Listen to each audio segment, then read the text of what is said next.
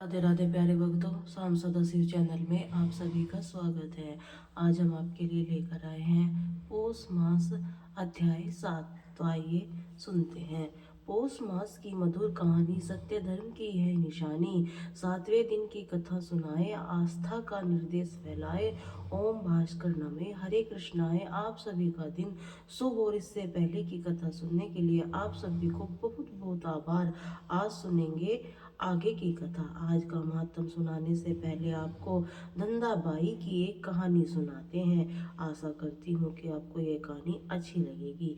एक बार एक सेठ सेठानी थे और एक बेटी और बेटा था। बेटी का नाम धोत भाई था। उसके घर में बहुत खूब समृद्धि के भंडार थे। एक दिन सेठ सेठानी की मृत्यु हो गई। उसके बाद जब श्राद्ध पक्ष आया, बेटे ने अपनी पत्नी से कहा कि मैं हरिद्वार जाऊं, तुम पीछे मेरी बहन को बुलाकर 15 दिनों तक भोजन करवाना। सामान जितना कहोगे उतना लेकर आ जाऊंगा। घी के डिब्बे, चावल का कट्टा आदि सब सामान आपके घर पर लाकर रखा और वह हरिद्वार चला गया। भाभी ने सोचा कि मेरी बहन का नाम पौधा और उसकी बहन का नाम धोध है। धोध को भोजन न करवाकर मैं पौधा को भोजन करवा दूं। वह पौधा 15 दिनों तक भोजन करवाने के लिए निमंत्रण देकर आ गई। उधर धोध भाई को काम करने और आटा पीसने के लिए बुलवा लिया। धंधाबाई लकड़ी की गठरी रोज रोज लाया करती थी। उसी उसका गुजारा चलता था। जब वह पितृपक्ष में दिनों में उसकी भाभी ने उसे काम के लिए बुलवाया तो उसका रोज का काम था लकड़ी की गठरी लाना, उसे बेचकर अपना घर चलाना। वह काम नहीं कर पाई। एक दिन वह वापस आई तो उसके बच्चे कहने लगे कि माँ, तुम तो नन्हीहाल चली जाती हो, हमारे लिए राब बनाने के लिए आटा कहाँ से लाओगे। माँ बोली कि मैं गेहूं पीसने जा रही हूँ, वहां से आटा छानने से इसे हाथ भरेंगे, कपड़े भरेंगे तो मैं घर आकर हाथ और कपड़े झटकूं तो उससे जो आटा निकलेगा उससे मैं राब बनाकर पिला दूंगी। इधर भाभी ने दिन भर धोनबाई को आटा पिसवा कर कहा है, श्राद्ध का काम है इसीलिए कपड़े छटक कर हाथ धोकर जाना। तब वह ननद घर गई तो उस दिन उसके बच्चे भूखे ही सो गए, क्योंकि न तो कपड़े झटके, न आटा निकला, न ही हाथ से उधर से घर। हर दिन वह लकड़ियां बेचकर जो पैसे कमाती थी वह भी उसे नहीं मिल रहे थे, वरना तो वह लकड़ियां बेचकर थोड़ा बहुत गुजारा कर लिया करती थी। थोड़े ही दिन हुए थे, भाभी ने कहा, भाईसा, आपने माँ बाप का दिन है, यानी आपके माँ बाप का श्राद्ध है, जो रसोई बनाने के लिए आ जाना। अपने घर में जब ननंद रानी चलने लगी तो उसके बच्चे बोले कि माँ, उस दिन तो हम भूखे सोए, आज भी क्या हम भूखा रखोगी। उसकी माँ कहने लगी, नहीं बच्चों, आज तो नाना नानी का श्राद्ध है, नानी के आगे कुंडलियां रख देना, चावल और आटे से भरे हाथ धो खींच ले नाले, कुंडलियां भर जाएंगी, उस पानी से शाम को घर आकर राब बनाकर पिला दूंगी। लड़के ने अपनी माँ की बात मानी और आकर कुंडलियां रख दी। जब वह भाभी धोंद बाई से कहने लगी कि ये बाईसा, आज श्राद्ध का काम है इसीलिए चावल को बर्तन में धो लो और आटे के हाथ भी बर्तन में धो लो, तो में हाथ मत धोना। बाईसा ने रसोई बना दी। रसोई बनाने के बाद ननंद रानी बोली, अब मैं जाऊं भाभी। तो भाभी बोली, हाँ जाओ, पर पेड़ हिले तब भोजन करने के लिए आ जाना। अब नदी के किनारे जाकर वह बैठ गई। तब न कोई पेड़ हिल रहा था, न पेड़ ही की बल्कि कोई पत्ता तक नहीं हिल रहा था। न पेड़ हिला, न वह भोजन के लिए जा पाई। शाम होने पर वह जब अपने घर गई, बच्चे कहने लगे, माँ, नाली में तो कोई पानी आया ही नहीं। तो वह बोली, क्या करूं बेटा। मामी ने हाथ बर्तन में धुला दिए। धोंदबाई जाते जाते नदी के 7 कक्कर लेकर हांडी में रखकर चूल्हे पर रख दिया। अब बच्चे कहने लगे कि माँ, भूख लगी है। तो वे कहने लगी, बेटा, उबले हुए डालू। बच्चों को रोते रोते भूखे ही नींद आ गई। बच्चों को इसी प्रकार भूखा रोता देख देखकर वह दुखी हुई और वह रोई, सोचने लगी कि अगर लकड़ियों का गट्ठर लेकर आती तो बच्चों को चना लाकर राब करके तो पिला देती। इस तरह रोते बिलखते उसे भी नींद आ गई। उधर पितरों की अमावस्या आई, वह खूब रो ने लगी। हरिद्वार से भाई तर्पण कर रहा आता तो उस समय पानी के रक्त की बूंदें गिरने लगी। भाई ने ब्राह्मण देवता से पूछा, ब्राह्मण देवता ये क्या हो रहा है? ब्राह्मण ने कहा, तेरे बहन रोई है इसीलिए पानी से रक्त आ गया। वह बोला, नहीं ब्राह्मण देवता, मैं तो अपनी पत्नी को कहकर आया हूँ कि 15 दिनों तक मेरी बहन को रोज भोजन करवाना। महाराज, यह तो आपकी बात बिल्कुल झूठी है। यह ब्राह्मण देवता कहने लगे, नहीं मानो तो वह तुम्हारी अच्छी बात तो यही है कि भाई तर्पण करता करता उठ गया। घर आते आते आते रास्ते में ही रात हो गई तो वह एक पीपल के पेड़ के नीचे सो गया। अब उस पीपल के पेड़ पर बैठे हुए सारे पितर बात करने लगे कि कोई कहने लगा, मैंने तो लापसी खाई, किसी ने कहा चक्की चक्की खाई, किसी ने कहा कि घेवर खाए, पर सेठ सेठानी नहीं बोले। सभी पितरों ने आपस में मिलकर कहा कि आप क्यों नहीं बोल रहे हैं? आपके घर में तो धन बहुत सारा है। पर सेठ सेठानी कहने लगे कि धन तो बहुत है, लेकिन मेरी बहन, मेरी बेटी ने इन्हें भोजन नहीं किया, इसी कारण उसको हम कुछ भी हाथ नहीं मिला। वह भाई जो नीचे सोता था हुआ सब कुछ सुन रहा था। सारे पितर बोले कि हम सब मिलकर आपकी बेटी के यहाँ धन अन्न करने चलते हैं। हाथ में एक मूसल और एक चिटिया लेकर सभी पितर धोन भाई के घर गए। चलते जाते थे, बोलते जाते थे कि खेम कुशल हाथ में मसल, खेम कुशल हाथ में मसल। अब सब पितर धोदे वेब लगे, धोंद भाई भाई दरवाजे तो खोलो। वह नींद में थी, कहने लगी कि मैं और मेरे बच्चे भूखे सो रहे हैं, दरवाजा नहीं खोलूंगी, मेरे पास देने के लिए कुछ भी नहीं है, आप जाओ, मैं दरवाजा नहीं खोलूंगी। पितर देवता बोले, दरवाजा खोलो तो सही। उससे नींद में ही दरवाजा खोला। पितर चींटियां लेकर चारों ओर कोने में घूमे। 4 चरु धन के निकले। एक चींटिया उसको दिया और कहा कि सुबह नहा धोकर चौका बर्तन करके यह चींटियां कढ़ाई में घुमा देना, तेरे मनपसंद का भोजन बन जाएगा। चिड़िया चींटियां चम्मच में कहते हैं, जो बड़ा चम्मच होता है उसे कहते हैं, तुम और तुम्हारे बच्चों को फिर भोजन कराना। पितरों ने आगे बताते हुए कहा कि यह कल तुम अपने घर में श्राद्ध करना और ब्राह्मण भोजन करवाना, तुम्हारे घर आनंद ही आनंद हो जाएगा। अगली सुबह धूंध बाई उठी, 4 ही कोने में 4 चरु धन से भरे मिले। फिर तो वह बड़ी प्रसन्न हो गई।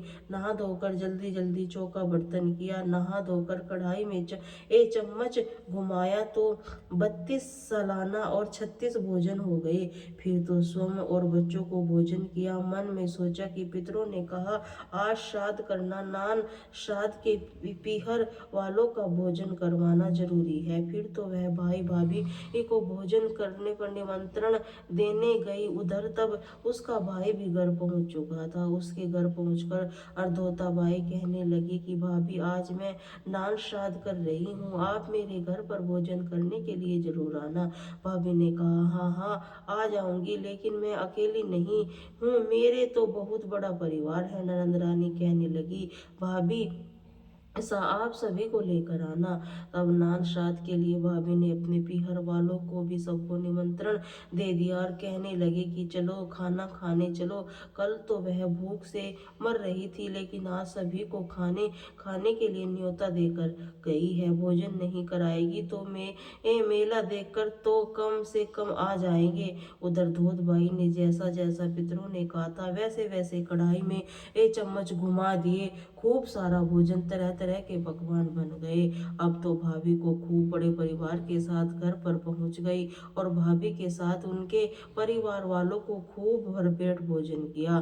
खूब मौज और भोजन करने पर घर गए दूध भाई तो घर की साफ सफाई करके भोजन करके सो गई। दूसरे दिन भाभी ने घर अर से बुलावा आ गया कि ननद रानी आप सभी खाना खाने के लिए आना। तब धोबेन ने निकाल कर खाना ननद रानी अपने बच्चों को लेकर भाभी सा के घर गई। भाभी ने चौकी बिछाई, गद्दी बिछाई, थाली में अच्छा अच्छा भोजन परोसा कर ले आई। ननद रानी कहने लगी कि भाभी एक थाली और लाओ। तो भाभी बोली कि ज्यादा खाना नहीं परोसा है आपकी थाली में, ये तो थोड़ा भोजन है, भला इसमें क्या निकालूं। ननद रानी आप तो भोजन करो। अब वह अपने सारे गहने उतार कर थाली में रखने लगी और कहने लगी कि भोजन करो मेरे हार, भोजन करो मेरे डोरा कंठी, भोजन करो गोरू चूड़ी, भोजन करो मेरी पूजा अंगूठी। सब बच्चे भी ऐसा माँ ने कहा था वैसा ही जब जेब से मेवा मेवा निकाल कर खाने लगे तो वह देखकर भाभी कहने लगी ननद रानी तो पागल हो गई है, यह सब बच्चे क्या कर रहे हैं। ननद बोले कि हाँ भाभी यह सब पागल हो गए हैं, आपने तो मेरे गहने को वो भोजन करने के लिए कहा, हमें भोजन करने के लिए कहा ही नहीं। नंदी याद करो भाभी वह दिन थे जब आपने माँ बाप के श्राद्ध पर मुझे बर्तन में हाथ धुलवा, बर्तन में चावल धुलवाए, और यह आज का दिन है कि उस रात हम सब भूखे सोए थे। भाई यह सब कुछ चुपचाप देख और सुन रहा था लेकिन बोला कुछ नहीं।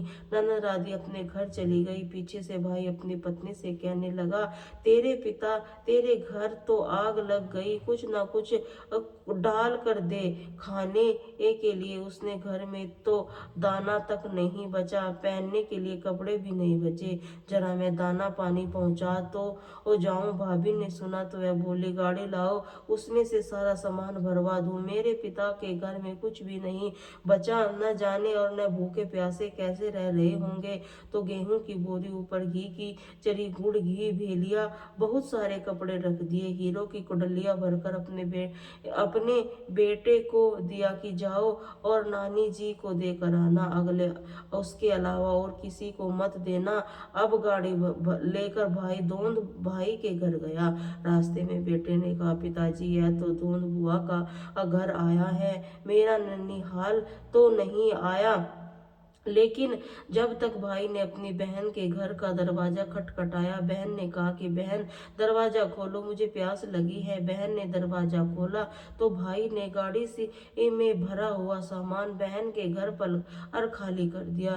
घी गुड़ के डिब्बे रख दिए, ऊपर पैसे का कुडला बेटे ने छीन कर बहन को दे दिया और बीती बातों के लिए क्षमा मांगी। अब तो बेटा भागता हुआ अपनी माँ के पास गया, जाकर माँ से सारी बात बता दी। कहने लगा कि माँ पिताजी ये तो गाड़ी नाना के घर और लेकर नहीं गए बल्कि वह तो धुंध बुआ के घर लेकर गए हैं। यह सुनते ही भाभी ने गुस्से में घर में ये झाड़ू निकाली और छाती कूटने लगी। गेहूं की गाड़ी धोत की छाती पर धम घी का डब्बा, धम धोंद की छाती में धम घी का डब्बा, धम धोंद की छाती पर धम, ये धम गुड़ की भेली, धम धोंद की छाती पर धम धोंद की के बाई ने यह सब देखा लेकिन कोई परवाह नहीं की। कुछ दिन बीतने के बाद एक दिन वह अपने पति से कहने लगी कि मेरी आंख में दर्द हो रहा है, इसलिए आपके बहन भांजे को लेकर आओ, सफेद उड़ाकर लाओ, फिर सिर मुंडवाकर काले हाथ पैर करके गधे पर बैठा कर लाओ। मैं अगर यह सब देखूंगी तो तभी मेरी आंखें ठीक होगी।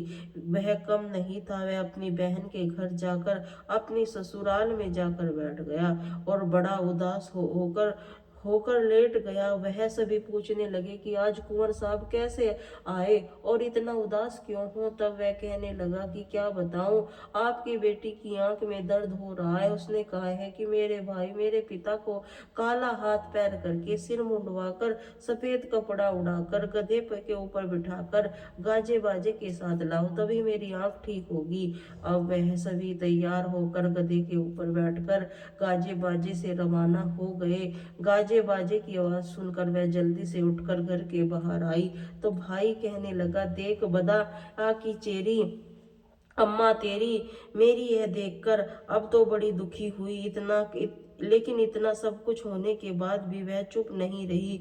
इसके कुछ दिनों के बाद एक दिन उसने फिर कहा कि मेरी सखी सेली का व्रत है, इसीलिए आप मुझे जंगल से एक डाली ला कर दो। अब वह डाली लेकर आया तो डाली को चौक में लगाकर उसने पूजा की। फिर बोली, मैं आपकी पूजती हूँ शाखा सेली, आप मर जाओ सासू दो नंदोली। यह देखकर भाई ने भी कहा, तेरी तरह मेरी भी ओट खटाना का व्रत है।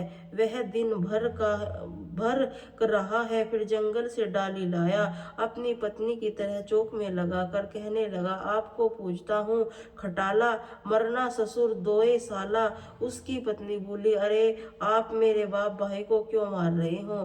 तब वह गुस्से में लकड़ी लेकर चोटी पकड़कर धमाकाने लगा कि तुम कहती हो मेरी बहन को 15 दिनों का श्राद्ध में भोजन करवाया, तुम इतना झूठ क्यों बोली? अब मैं सब जानता हूँ। यह वहां पर तर्पण कर रहा था, तब पानी रक्त से लाल हो गया था। अपने पितरों का तर्पण कर नहीं पाया, तुमने ऐसा क्यों किया बताओ? मेरे पितर भी भूखे रह गए हैं। तो उसकी पत्नी ने अपनी गलती का बहुत पश्चाताप हुआ, फिर अपने पति के पांव पकड़कर माफी मांगने लगी। मैं जीवन में ऐसी गलती फिर कभी नहीं करूंगी। अब सुनिए आज का महात्म।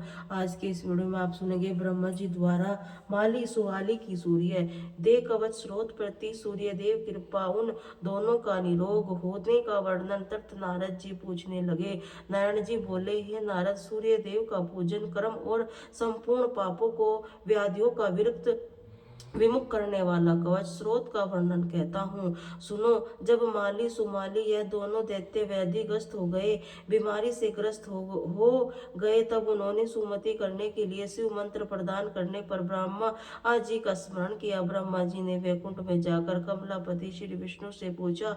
उस समय शिव जी भी वहीं पर श्री हरि के त्रिशकट विराजमान थे।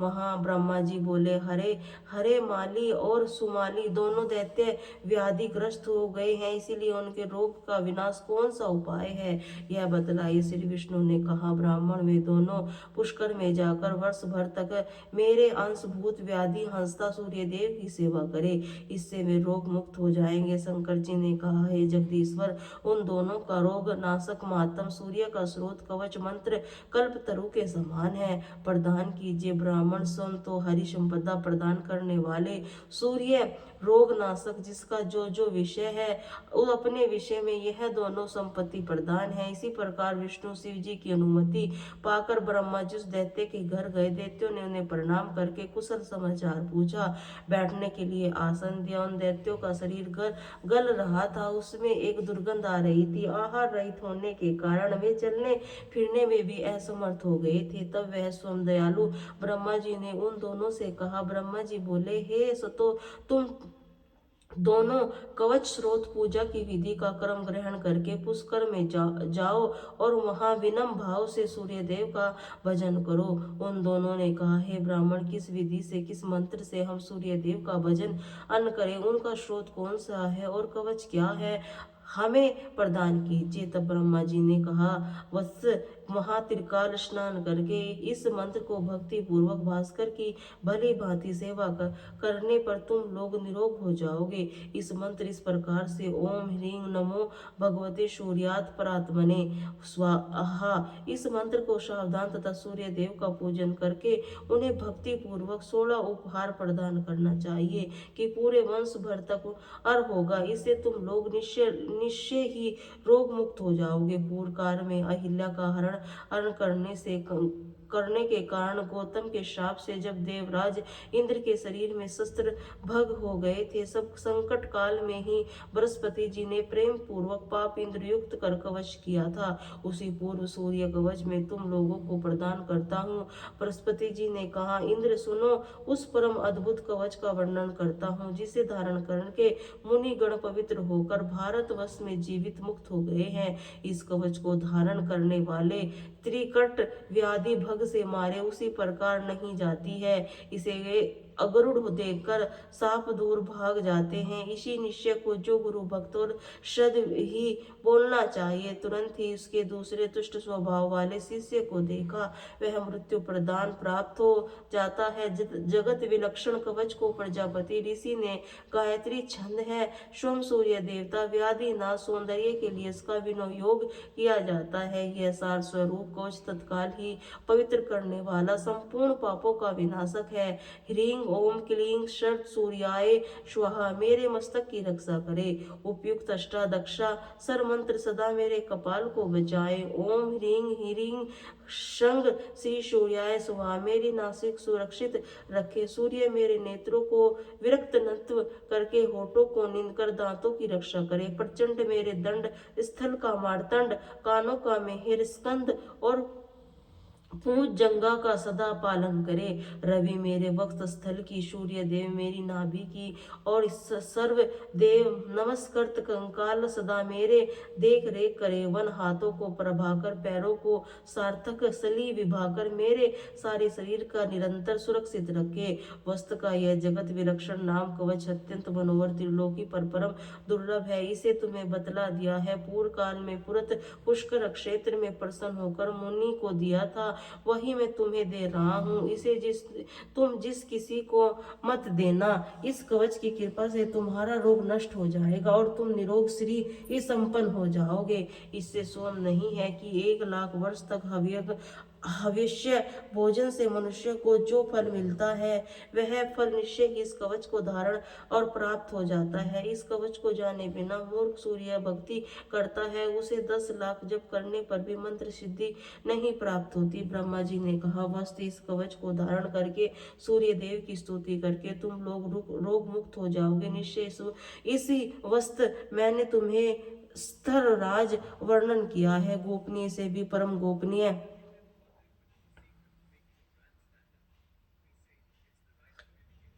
विध्वंस का कारण है। सर्वविधन सूर्य कवच सूर्यास्त्र है। दिए नारद एक देवराज इंद्र निर्जन वन में पुष्कर उद्यान गए। रभा अप्सरा उसका समागम हुआ। फिर जल विहार करने करने लगे।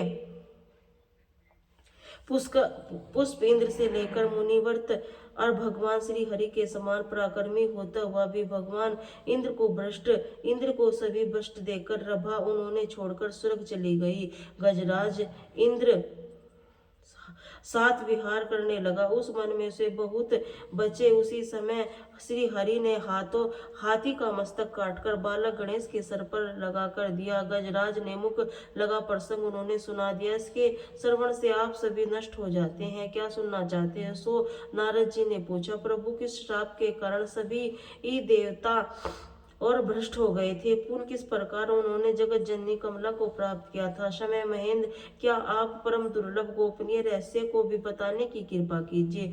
श्री नारायण जी ने कहा, नारद, जिसकी बुद्धि अत्यंत मंद हो गई हो, श्री भ्रष्ट होने के कारण जिस पर दीनता छाई हो, यो जिसका आनंद तृष्ट हो गया हो, एक गजेंद्र रभा के परसापर्त होकर अमरावती गया। सुनो, वहां पर देखा कि पूरी में आनंद का नामो निशान नहीं है। दीनता में ग्रस्त बंधुओं में दीन, शत्रुओं में चकाचक भर गई है। दूत मुख्य वृत्तांत सुनकर देव गुरु बृहस्पति जी घर गया। फिर गुरु देवगणों के साथ वह ब्रह्मा जी की साथ में जा पहुंचा, जहाँ देवता सहित इंद्र बृहस्पति ब्रह्मा को नमस्कार किया। भक्ति भाव सहित वेद विधि के अनुसार स्रोत द्वारा इनकी स्तुति की। बृहस्पति प्रजापति ब्रह्मा का सारा वृत्तांत यह सुनाया। उसे सुनकर कहा, जी नीचे मुख करके कहना आरंभ किया, हे देवेंद्र, तुम मेरे प्रपौत्र हो और श्री संपन्न होने पर प्रज्वलित होने रहते हैं, किंतु राजन लक्ष्मी जी के समान सुंदर सची पवित्र होने पर तुम आचरण भ्रष्ट हो जाओ। और जो आचरण भ्रष्ट होता है उसे लक्ष्मी अथवा यश की प्राप्ति कहाँ से हो सकती है? वह पापी तो सदा यही स्वभाव है, निंदा का विषय बना रहता है। रंभा तुम्हें हत बुद्धि बना, इसी कारण तुमने दुर्वासा जी के द्वारा दिए श्री हरि के वेद को गजराज के मस्तक पर डाल दिया। और इस समय सबसे द्वारा भोगी जाने वाली वह रंभा कहाँ है जिसे श्री हष्ट है, वह जिसके कारण अपनी लक्ष्मी रहित होना पड़ा? रंभा भी तुम्हें क्षण भर के लिए त्याग कर चली गई। मई वैश्य चंचलता होती है, वह धनवान को पसंद करती है, निर्धनों को नहीं। पुराने प्रेमियों का तिरस्कार करके नए नए प्रेमियों को खोजती रहती है, परंतु वस्तु जो बीत गया चला गया, क्योंकि बीता हुआ पुनः वापस नहीं आता।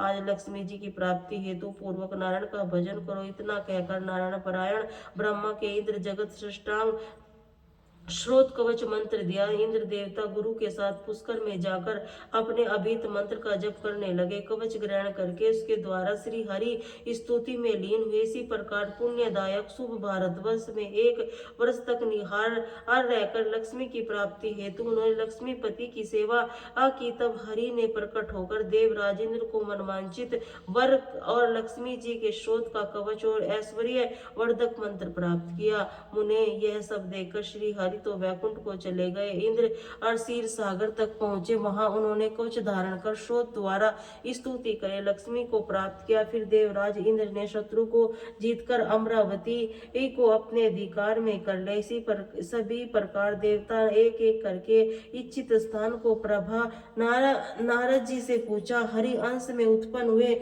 महाभाग्य, आपकी कृपा से मैंने गणेश जी को सारा शुभ चरित्र सुना लिया, किंतु ब्राह्मण जी विष्णु ने उस बालक धड़ से गजराज के दोनों दंतों वाले मुख को जोड़ा। फिर वह सब शिशु दंत कैसे हो गया, उसका वह दूसरा दांत कहाँ चला गया था, प्रसंग भी बताने की कृपा कीजिए, क्योंकि आप सुरेश्वर सर्व कृपालु भक्त बंसर श्री नारायण जी ने देवर्ष नारद जी को कुछ भी बताया, उसका वृतांत अगले अध्याय में सुनेंगे। अब सुने श्री सूर्य चालीसा पाठ। सूर्य भगवान की आरती। श्री रवि हंत गोरत अवनित विरत प्रशानी विरत करु तब चरण अर्घ देव जलधारी। त्रिषष्टि के स्वामी चराचर के नाथ, जिस दिन होते तुमसे धोवत संध्या प्रभात। जय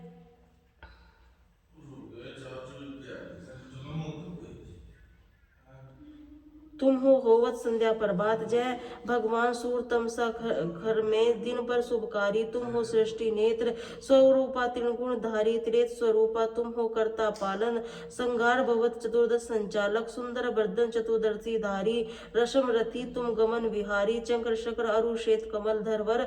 मुद्रा सोफत चोटे पर शीर मुकुट कुंडल गल। माला चरु तिलक पर भाल विशाला। संपत सती अरिदुर्मत बाला। अति सदगर गमामी रक्त वर्ण आभूषण धारी। अति प्रोतो लाल पद पर रथ सुरत तुम्हें तिरगवेशा। मित्र कहे तुमको सो अवेदा। पंचवेद में पूजे जाते मन वांछित फल साधक पाते। द्वादश नाम पर जाप उदारक। रोग शोक में कष्ट निवारक। माँ कुंती तब ध्यान लगाओ। वीर भूत कण सब पायो। राजा युधिष्ठिर तब जस गायो। अक्षय पात्र वो वन से मायो। शस्त्र त्याग अर्जुन अकुला। वन आदित्य हृदय पायो। विंध्याचल मार्ग में आयो। हाहाकार में मुंचित अगस्त गिरी गर्व मिटायो। जय बल विद मगायो। मुनि अगस्त में महिमा गाई। सुमिरन विजय रघुराई। ताके ब्रोत सुफल जाना। सुख मेली तही न हनुमाना। तब नन्ना शनि देव कहायो। पावन सूत शनि तिर मिटाकर यक्ष परवरस स्तुति तुम्हारी। भेंट सुकल यजुवंदिनी। सुख में निरंतर रूपा। कर्षण सुदर्शन भानु स्वरूपा। मन्नन ओहे ओकारा स्वरूपा। ननन आत्म करु कर सुरापा। दिगंबर तेज प्रकाश उज्ज्वल तुम हो। आकाश दशा दिग्बल करत सुमेरन अंजलि। निरंतर करता अर्पण विधि ताप हरता। तुम भगवान ज्ञान ज्योति करता। तुम भगवान सफल बनावे। तब आराधना गायत्री जब सरल साधना संध्या त्रिकाल करते। जो कोई पावे कृपा सदा पर वही। चित शांति सूर्य स्पष्टक व्याधि। अपाहर लेवे दष्ट दल शुभकारी। उपासना तुम शुभकारी। माघ मास सुख सपत्मी पावन। आरंभ से वे शुभ व्रत पालन। बनु सपत्मी मंगलकारी। भक्ति दयनी दौड़हारी। रवि वासर जो तुमको ध्यावे। पुत्र अधिक पर वैभव पावे। पाप रूपी पर्वत विनाशा। व्रज रूप तुम हो अविनाशा। राहु आन पर ग्रस्त बनावे। ग्रहण सरसा तन लग जावे। धर्म दान तप करते साधक मिटते। कृपा कीजिए दीन आयु बल बुद्धि दीजिए। सूर्य उपासक दिन ध्यावे। रुष्ट रोग से मुक्ति पावे। दक्षिण दिशा तोरी गति जावे। दक्षायण वही कलसा उतर नामी। ओता रथ पर आचरण उत्तरायण को कहना। वेम वचन पर क्रम पावन स्वयं करता। भली आराधना करत दास चिंतन। घर दिन तक पर ध्यान रखियो। कृपा कर भक्त तुम्हारी। सूर्य भगवान ओम जय सूर्य भगवान जय भगवान जागत नेत्र स्वरूपा तुम हो त्रिगुण स्वरूपा ध्यान ओम जय सूर्य भगवान सारथी करोगो तुम श्वेत कमलधारी चार भुजा पर सात तुम्हारी कोटि किरण पधारे तुम हो देव महान ओम जय सूर्य भगवान उमा काल में तुम दुधिया चले आते सब दर्शन कर पाते फैलाते उजियारा जगत पर सारा करे सब गुणवान ओम जय सूर्य भगवान संध्या में भुवनेश्वर अता चल जाते गोधन पर जब आते गोधूली बेला पर हर घर में आंगन में होता महिमा गान ओम जय सूर्य भगवान देव धनु पर नारी ऋषि मुनिवर भजते आदित्य हृदय जपते स्रोत में मंगलकारी इसकी रचना न्यारी दे नल जीवन दान ओम जय सूर्य भगवान तिरकार रचिता तुम जग के आधार महिमा अप्सरा प्राणों सचिन इचित करे भक्तों को अपने देते बल बुद्धि ज्ञान ओम जय सूर्य भगवान भूचल जलचल खेचर सब प्राणों तुम्ही जीवो प्राण तुम वेद पुराण बखानी धर्म की सभी तुम्हें मानो सर्वस्त्र भक्तिमान ओम जय सूर्य भगवान भगवान पूजन करनी दिशाओं तो तक तिन कर पाला तुम भुवन प्रतिपाला ऋषि तुम्हारी दासी तुम शक्षत विनाशी शुभकारी अशुभमान ओम जय सूर्य भगवान ओम जय सूर्य भगवान ओम जय सूर्य भगवान।